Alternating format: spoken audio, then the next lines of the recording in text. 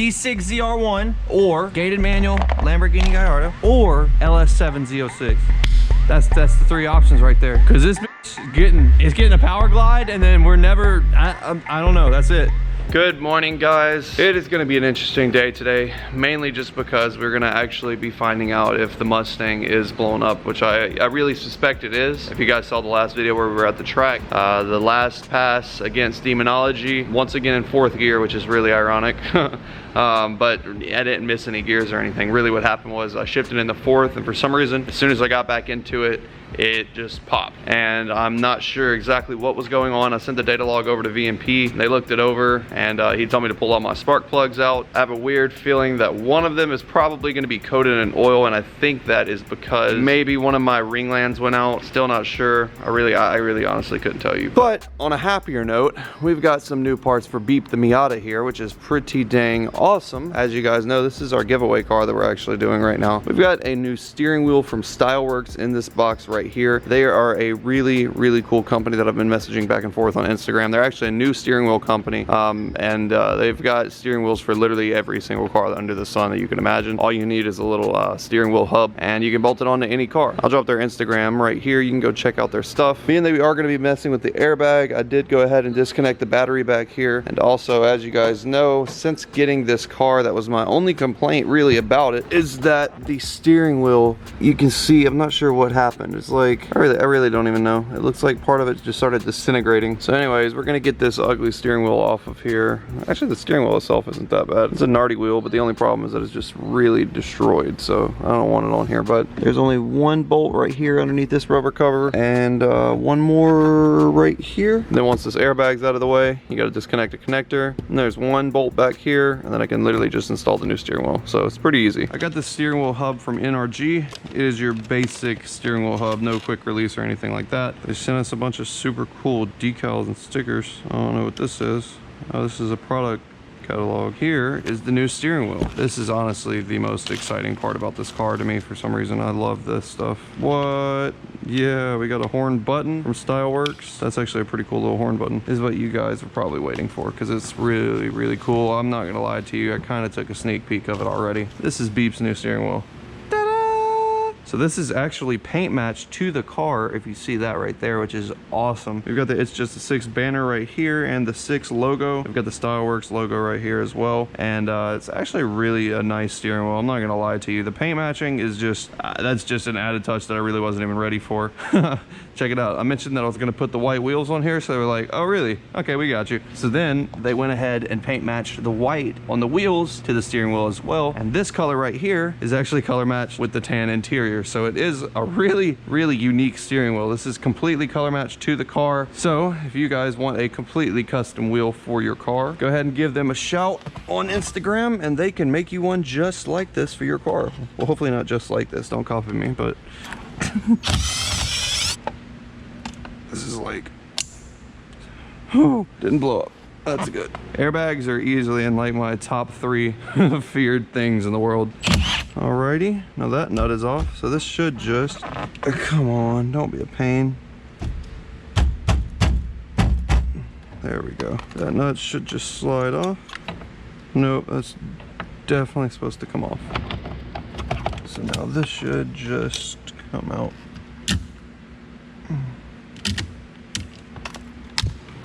Okay, clock spring is out of the way. The hub does not even fit. Look at this. You see those little splines? That's supposed to be tight on there so that it doesn't spin. Do you see how big the splines are in there? How is that supposed to work?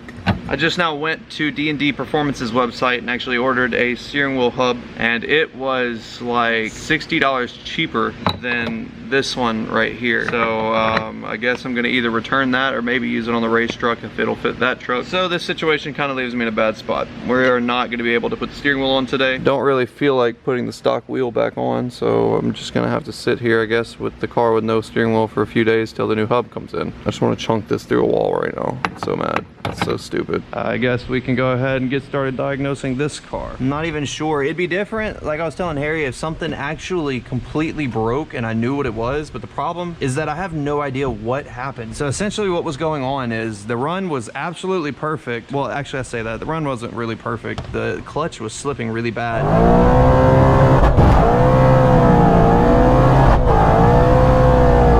And for some reason, whenever I shifted into fourth, it kind of like bogged for a second, almost like it lean cut, but fueling was fine, which is weird. And then the car blew white smoke like crazy out of the back, blew honestly about 2 or 3 quarts of oil out of the intake.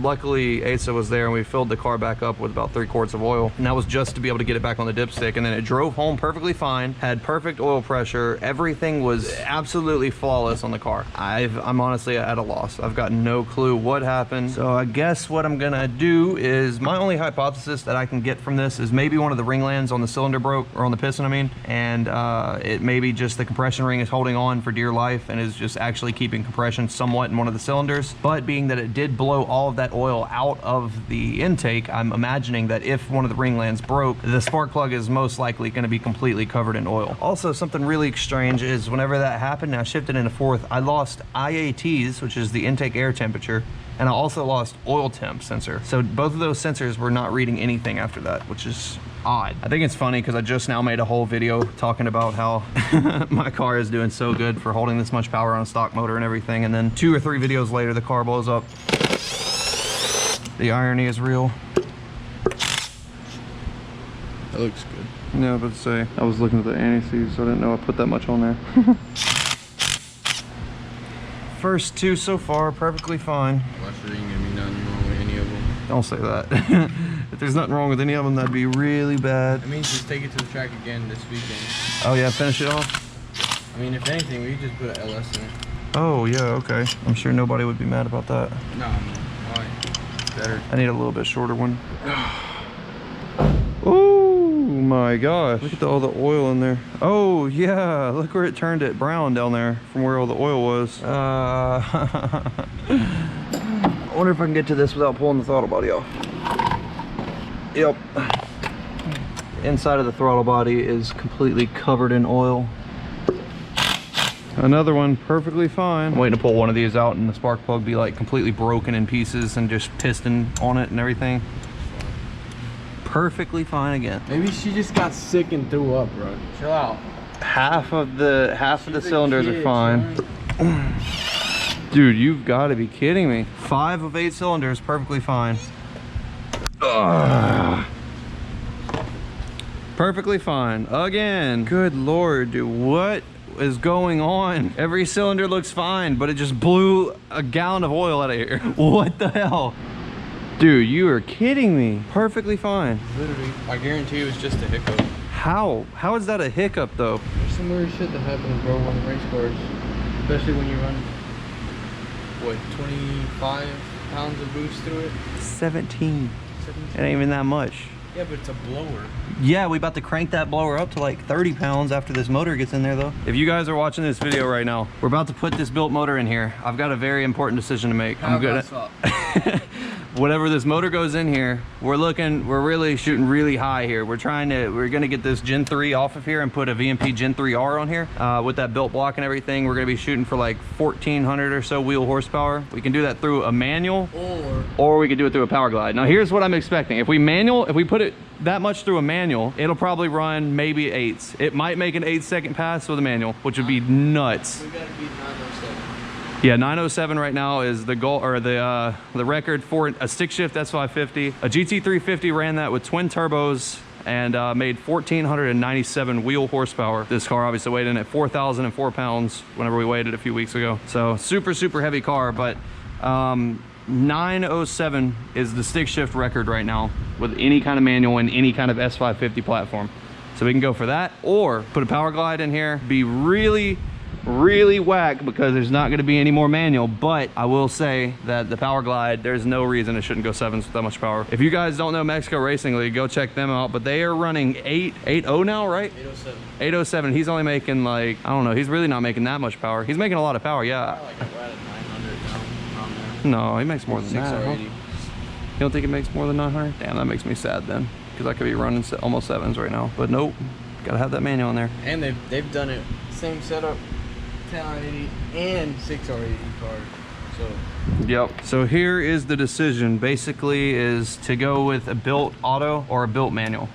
They're honestly right at about the same price. You know what though? And if I did get a Power Glide, there's absolutely no way that I could not. I would have to go pick up another car that's manual. Like we'd have to get like a C6 Z06 or a C6 ZR1, one or the other. And then we're gonna race them because God knows that damn Corvette's gonna be fast as shit too. So anyways, I hate even bringing that up, but it is unfortunately a decision that I do have to make coming up very soon. Whenever we put this motor in here, it's gonna be time to make a decision. Built MT82 or probably run a 1.5 seconds faster with a Power Glide. And shit yourself, you're gonna have to install a porta potty system in the car.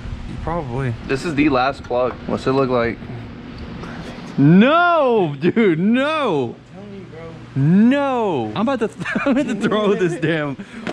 What in the hell? He told me to pull the plugs and then text him and let him know. He said let him know what cylinder it was. I'll text him back, be like, every single one of them's fine. He's gonna be like, what? Huh? Yup. You were kidding me. Where did the oil come from then? I don't know what even makes sense anymore.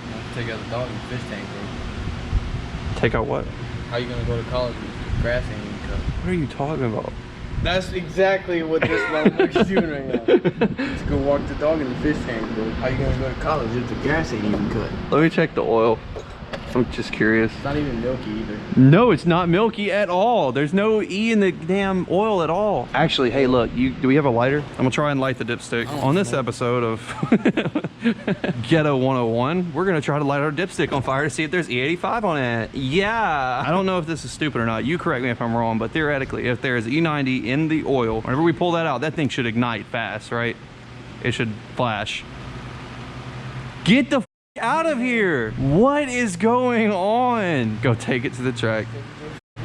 No E85 or E90, whatever you want to call it, in that oil on the throttle body either. I'm to the point now where I'm so awestruck that I almost want to just pull the entire engine out of the car and just figure out what the hell is going on. I really just don't want to hurt the motor if it's not hurt already. I don't want to hurt it because we can definitely still put this motor and trans combo in something cool like a Miata.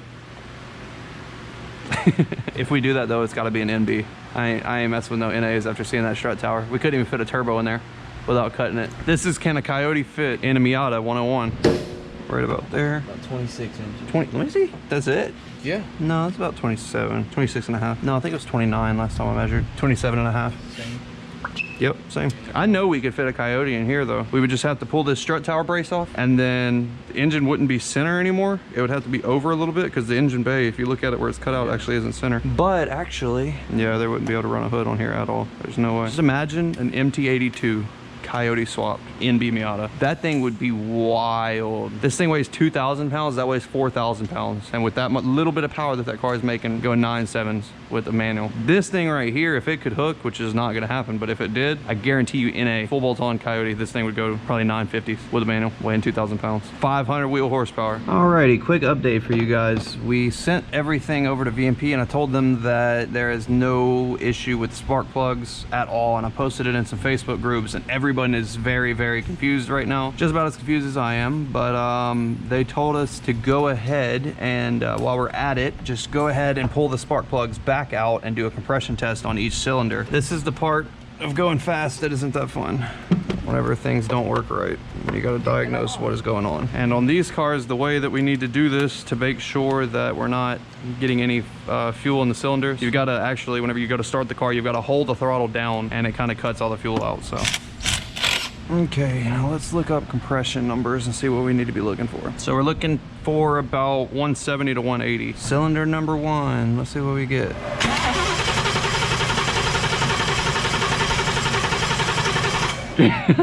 $230. Alrighty. Okay, it's good to go, sir. Same exact reading, 230. Almost 235. It's still holding compression good, so leak down's not bad at all. It's barely ever so slightly. It just dropped like maybe a pound. That could also be just maybe some slight leak from the tool here. Let's pull this one out and move on to the next cylinder.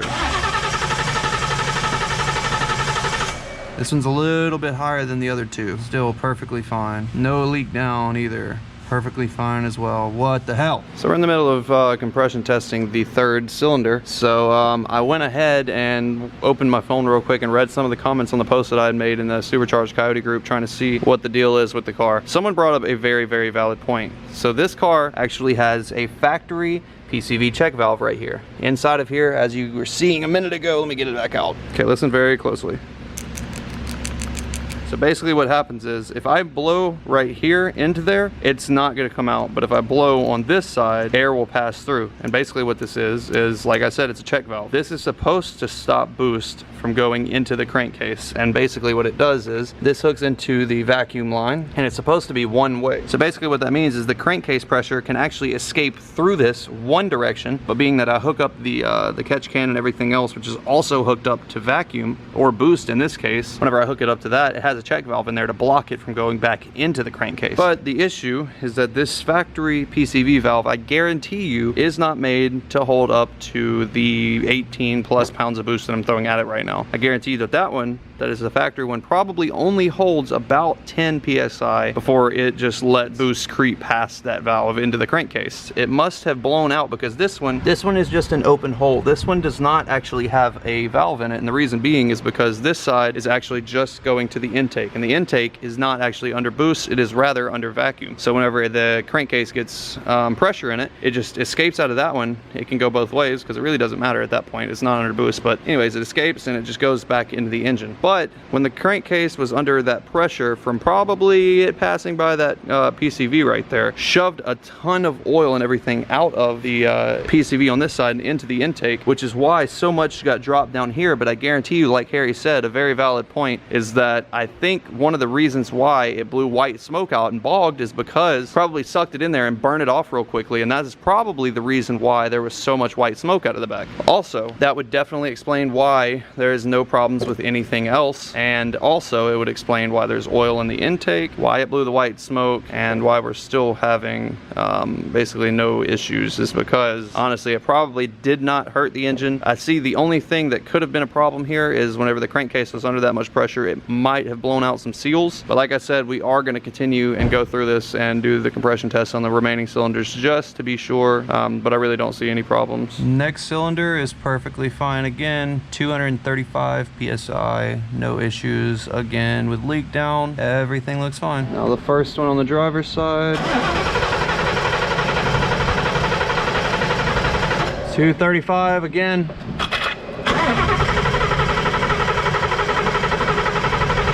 That one's definitely not wanting to go up. That one only is at like 185. Let me try to tighten it down more maybe. Try it again.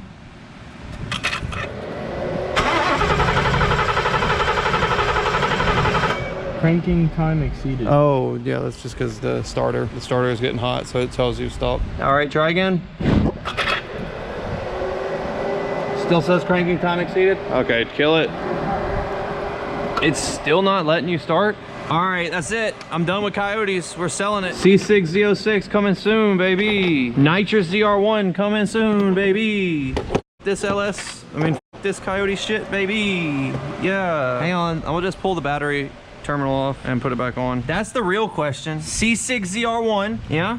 Or gated manual Lamborghini Gallardo, yeah? Or supercharged LS7 Z06. That's the three options right there. Cause this it's getting a power glide, and then we're never, I don't know, that's it. Power glide, the built motor, and then it's literally just gonna stay like that forever. And it's gonna run 7s, and that's it. And I'm done, just like that. God damn it, man. All right, now try it.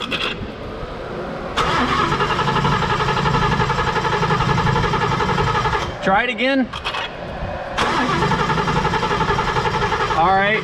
Yep, we've definitely got a weak cylinder over here. Only about 200, so we're 30 pounds less on this cylinder. All right, we can put the plug back in that one at least, and we'll see what the rest of them have. As you guys know, Harry has had a crack on his front bumper now forever. He hit, what did you hit? You hit a bed rail going down the road? So we got him a new bumper and got the crack fixed and everything. He went home this weekend and actually got it all painted and everything. Looks really, really good. We were just waiting on the grill to come in from Ford. So he's pulling off the bumper right now to go ahead and put the new grill in right here. And then once we get the grill in, you got to replace that crash support with the one off my Mustang, huh? It should fit. We're gonna take the old one off of my car and put it on his because his is actually damaged underneath there, so. Oh, yeah. What?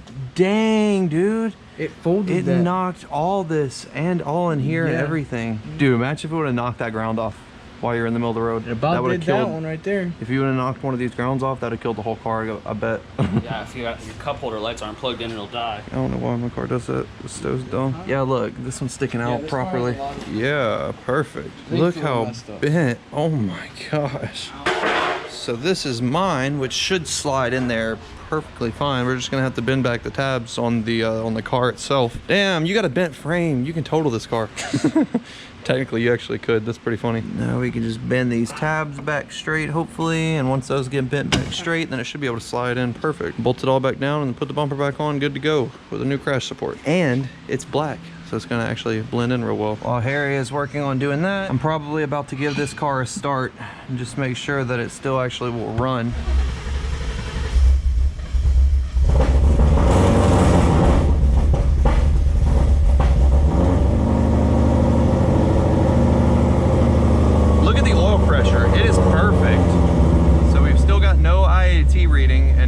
Temp sensor. I really don't smell that much, if any at all, oil being burnt, so I'm not sure what's going on. Nothing even sounds even slightly strange under here. Everything sounds fine. Very odd indeed. Very, very odd, especially being that I drove it almost an hour home from the track the other night and no issues at all. All right, well, I'm gonna go ahead and kill it then. In other news though, it looks like you got the bumper support almost lined up. It looks much better, at least with the bumper support actually in black. I think it looks cooler. Hey, look, now you got a part on your car off of mine. I think it's faster now.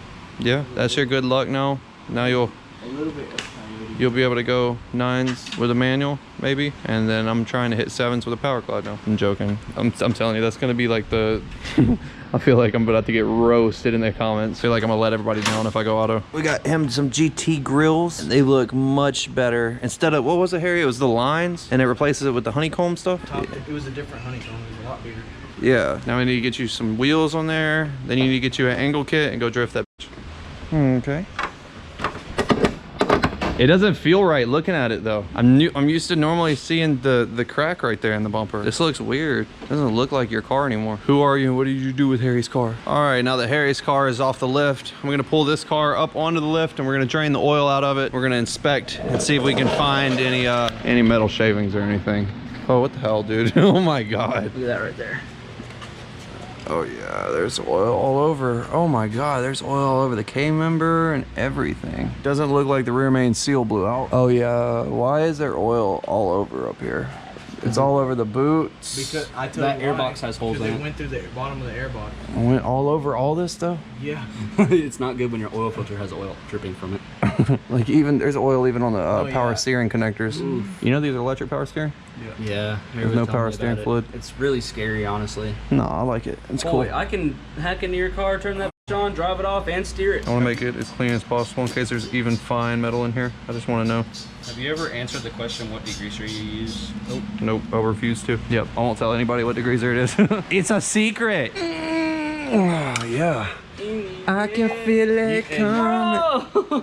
Oh, yeah. Whole piston. It's gonna come out that little hole. Just a rod bolt just falls. And that oil is watery as fuck. Now that is, in fact, very watery. Oil itself, oh, well, you know why it looks thin compared to normal? That's 520 in there instead of 550. Normally, whenever we drain it, it's 550, but we had to put a bunch of 520 in there because it blew literally 3 quarts out. So we had to fill it with 520 instead, which is a lot thinner oil. You like this fluid dynamic deal? You ever seen the Bellagio in Vegas? They have this like garden inside the hotel where they have little things that you shoot over and you walk under them. It's really cool. They have mini trains throughout the whole thing. Yeah. It's dope. We need to go to Vegas. Like as a group, we need to go to Vegas. We really just don't. I agree with Harry on that. We really just do, and we need to do some hangover type shit. In Vegas, don't need to be there. It would be so bad because it would literally Shining be your like light a in there? hangover. You would wake up naked in the back of a Mercedes, beat the fuck out of us with a crowbar. There's, some metal flakes, but nothing like that I'm worried about. That right there is bearing, dog. No, that's good. I swear that's bearing. That is too. No, don't say that. She's good. Damn it! That bit. Oh, No, that's the oil. That's really cool. That is really cool. Oh, wait, I know what that is. That's the 85. Yeah, it is. Yep. I can smell it. But I think if it would have blown a ringland, Yeah, there would have been shitload more. yeah, there would have been a ton. Or if it spun a bearing, which it couldn't have spun a bearing because It has oil pressure. yeah, it's got oil pressure. Great oil pressure. Better oil pressure than probably before. It's Coyote. They were built for 8,500 RPM on 18 pounds of boost. After your tuner said, don't bring it over 8,500 RPM. We didn't bring it over it. We just stuck it there for 20 seconds at a time. It's long. Great. I've never met anybody that coughs on a vape more than you. It's just because like my body rejects it. So why do you vape? I'm addicted. You're addicted I'm addicted. to a vape? Nicotine, dog. Why don't you stop? I like how you got addicted to a vape because you wanted to do vape tricks and shit. Don't you remember he used to say? Oh, I didn't. He could stop at any time. No, yeah. no. He used to Okay, say that so shit I all the hate to time. say it like this. I can stop because I've gone without juice and like I don't think about it. But like if it's there, I'm gonna do it. Dude, I don't know. This is like this is a really good oil sample for thinking that the car is blown up. I don't know what, I can't come to a conclusion because I don't know what the hell is going on. To be honest with you, it's close to being blown up, but that's not anything that I would worry about. Like I'd still run it like that. Yeah, me too. But at the same time, it's getting close to where you're pushing it hard enough to where that's gonna get bad really fast. While we've still got oil pressure and compression, we might as well just go ahead and pull the motor. All right, guys, on next video of It's Just a Six, we are pulling a Coyote engine. Yeah. Harry, get ready. All right, we gotta buy more straps. We gotta buy more straps. This whole entire situation is just really, really odd, man. It really is. Like, it doesn't make sense how or why that happened. Oh, you can see the metal flakes now. See them floating right there? Yeah, it's just very small amounts, though. All right, hang on. I'm about to just drain I'm about to drop it. Watch out. So now the real question is there metal shavings inside of the oil filter? Oh, piche puñeta. Bless you. I do not have the proper oil filter cutter opener tool thing. So we're gonna use some tin snips most likely. Like right here? You gotta be very careful. It's gonna slip off and slap your hand. Why don't you put it in the fight? There you go. I've never done this before. Oh, you're leaking. Oh, shh. Boy. I'm gonna go grab some more of that. Look at all those flakes. It's got some pixie dust. That's for sure. Boy. There's some big flakes in there. I just had a drip come on my f***ing forehead on the side of my head right here. Aww. Into my hair. That's pretty gross. Yeah. Yep, I ain't gonna lie. That's some oil. Or that's some metal. So you can... There you go. That's all this unfiltered stuff. Yep, there you go. Check that out. That is all metal shaving. Looks like a 4-year-old. Oh, that's a big chunk right there. Yep. Looks like a 4-year-old got a hold of the glitter gun. This is literally just all coming out of the... There's a lot of flakes. Holy all crap. just coming out of the metal, or the oil filter. Uh-oh, spaghetti-o. Right there. Look at all of it. We're gonna go finish cutting this thing open and see what we can find. Last time that this happened was a year and 2 months ago right now. That's when I met you. Actually, yeah, I forgot about that. I wish I had a damn filter cutter on hand. All right, now I just got to bend those flaps out and you can pull that whole barrel out of there. Oh! Damn it. I'm hoping that we're just gonna open it up and it's gonna look perfectly fine. Honestly, I don't see anything terrible in here. No, I don't either. That's just RTV from whoever rebuilt it. I mean, there's flake on it, but nothing bad. Yeah, it's not chunks, it's just flake, which honestly, as crazy as this sounds, the motor technically still is considered to be within break-in period, which I know it sounds nuts, but technically I've only got 2,000 miles on that motor. Honestly, if it still is break-in, then that's normal. Everything that we've seen is normal. I mean, there's an excessive amount of flake, but there's no big chunks, so it's not nothing to be worried about. Nothing was big enough to raise a red flag. I was gonna say, it's still not. It is a lot of metal flake, yes, but I don't know, man. At this it's point, still healthy. The sad part is that there's no way to know or to tell unless we either A, keep it in here and blow it up, or B, pull it out and inspect everything. Rather be safe than sorry. Pull it out while it still runs and That's what I was still about to say. So, everything. like, while we still have a salvageable motor, to put into another car. We've got a stock motor and stock trans that obviously is proven up to 1,000 wheel horsepower, 971 in the quarter mile. It's probably just time that we we relieve it of its duty out of this car and put it into a much lighter car that requires much less power to go faster. So like Fox body, maybe. Fox body would be dope. But basically, this stock motor is not going to handle that much power for much longer. So I guess that is going to be the wrap for today's video. We're going to, I guess, go back and I'm going to look at parts and start ordering stuff for the motor. The goal, guys, is to get that motor in the car, get the new blower put on the car, hopefully after that, after we get that motor broken in. And then we've got to figure out what we're going to do about a transmission. I'm going to put the stock trans on the built motor, literally just to get it dynoed and get it broken in and everything. I'm never going to take it to the track with that stock trans on that built motor. I'm telling you, it's going to be making way too much power. That trans will break the first pass. I just know that. I'm not doing it. Honestly, with the new motor and everything, the goal that I would like to have in mind is about 1,200 wheel horsepower. So quite a step up, probably 250 horsepower up from where we're at right now. It's going to be a push, but I don't think it'll be that bad. I think it'll, with that new blower, I think it'll happen. So with that being said, the really big decision here is do we want 1,200 wheel horsepower behind a stick shift, which is obviously awesome. I do not ever want to abandon the stick shift game. I always want to have something that's always going to be a stick shift. It's in my blood. But at the same time though, this car, at the point of where it's at with a Power Glide or something like that, would be very, very, very fast and also a very competitive race car. Oh God, that hurts. Mm-hmm. It's painful. Where it's at. With a built motor and a built trans, the parachute and everything, looking at 1,200 plus wheel horsepower, it's a race car. It's just the bottom line to it. So what that would mean is if this car were to go complete race car and actually do proper weight reduction, like a tubular K member in the front and everything, it's almost dumb to go with a stick shift and continue running 9s with a car that has so much potential to go much faster. So that's the issue where I'm at with this car. Now, if I were to go with, like, per se, a Power Glide, if we were to do a Power Glide in the car, I would absolutely, like we've been talking about this video, go and look at going another option for a stick car. I just can't, there's no way. But I know one thing is that the next stick car that I get that I want to keep as a manual, I'm not going to go as far as I did with this car. I'm not going to put a cage in it, no parachute, no. I really, really, truly do want it to remain a very, very good, nice street car. So if I were to get something, it would probably end up being like a C606 or a C6 ZR1. That's honestly just the goal. Maybe even a gated Lamborghini Gallardo, gated manual, don't know. Kind of not sure what to do. But anyways, guys, just comment down below. Let me know what you think. And as always, thank you so much for watching. That's going to be a wrap. High five.